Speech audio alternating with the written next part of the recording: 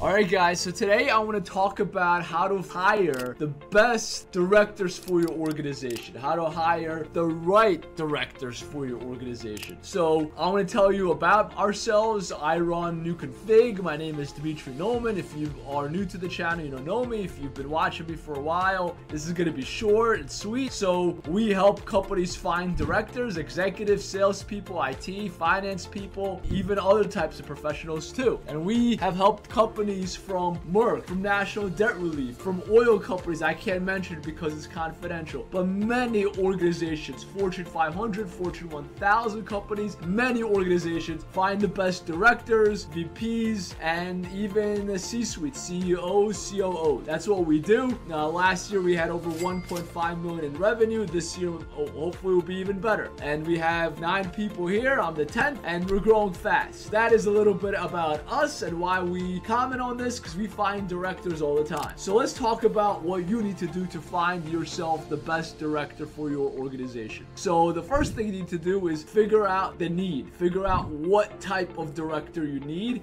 and what type of, not just the title I'm talking about, but types of skill. So what I would do if I were you is I would sit down with your recruiting partner, whether it's NewConfig or another staffing agency, search firm, or it's your internal recruiting team, and talk to them. Put it on paper, exactly what you're looking for. The top 3 skills on what you're looking to hire from that person. Whether you need them to know X software, you need them to be great with people, you need them to be able, or her, to collaborate with other stakeholders. Figure out exactly what you need, your top 3 skills. I would also recommend you talk to them and find out which companies you can target, companies you want to poke from, maybe your competitors, and other companies you should not target. And I'm talking about your client. I'm talking about sister and brother companies or companies that you are friendly with, your organization is friendly with. You should not target them. So tell your recruiting partner what to target, who to target, and who to not to target. And that is a very important part of the step. Now, once you have the job description done and you know exactly what you're looking for, then you got to go to market, and your recruiting partner goes to market. And what that means is they don't post ads on LinkedIn and Indeed,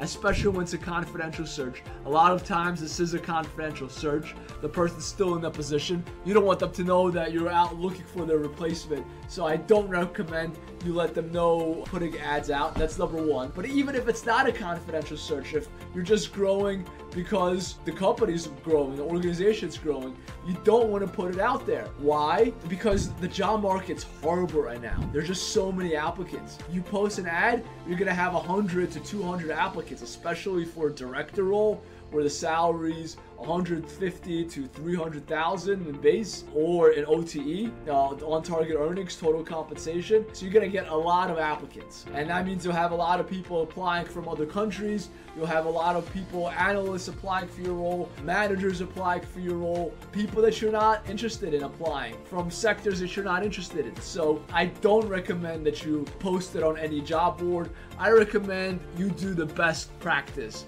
and that is a search. So if you can't do a search because you're busy succeeding in your part of the business, you find a recruiting partner such as NewConfig will be happy to do the search for you. Our search is free. You only pay if you hire our people, or another company you're working with, or internal HR, internal recruiters. They do the search, but I don't recommend they post it because they will be flooded with resumes in this day and age. So don't do that. Don't post it. You have to do the search. And you have to go to market. They should have a database. NewConfig has a database, and you go to your database first. And if those folks are not a fit, then you go and you search on LinkedIn and you search on Indeed. Maybe a third database, maybe Career Builder or Monster. But number 1 is your own database. Number 2 is LinkedIn. Number 3 is Indeed. Maybe a 4th one, maybe. And you want to qualify to between 10 to 15 candidates. That is the best practice. You get 10 to 15 resumes. You talk to your recruiting partner. You're giving them feedback. This candidate is a fit because of XYZ. This candidate is not a fit because of XYZ. You have to be active in the search. You're not going to be active contacting people and recruiting people, but once you get resumes, you need to be active in telling them the feedback. Why? Because it takes 2 to tango. If they don't know what you're looking for, they're going to send you bad candidates. Bad filter in, bad filter out. You're going to get bad candidates. So don't do that. Respond to them within 24 hours, worst case 48 hours.